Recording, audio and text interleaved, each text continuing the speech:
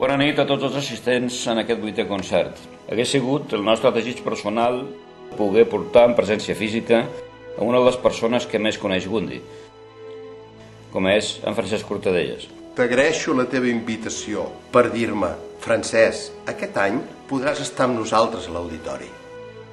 Què significa aquesta moguda d'un contenidor?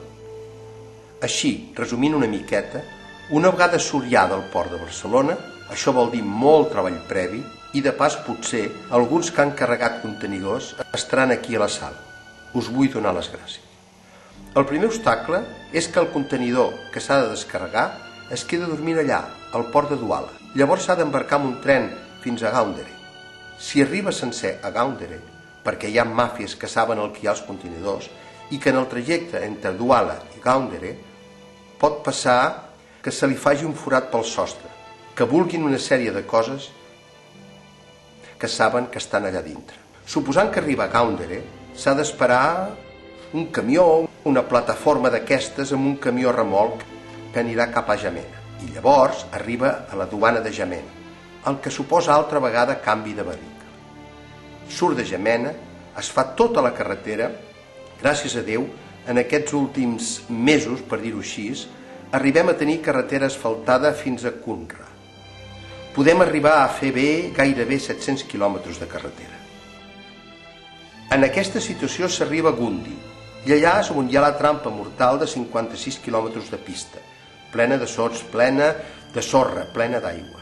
El problema és que a l'arribar a Gundi, suposant que no s'arribi a encallar, aleshores s'ha de buidar. Hi ha uns nois forçuts que són els que diríem els dockers.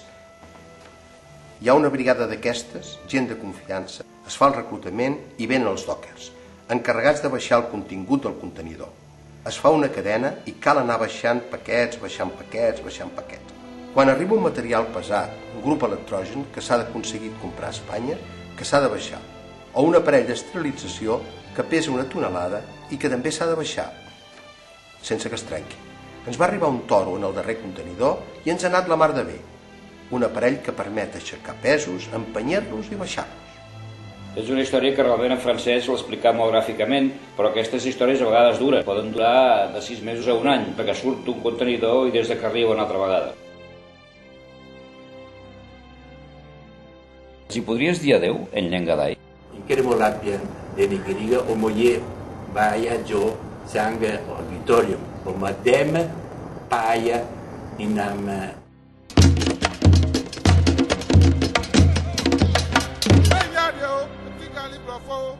Finish!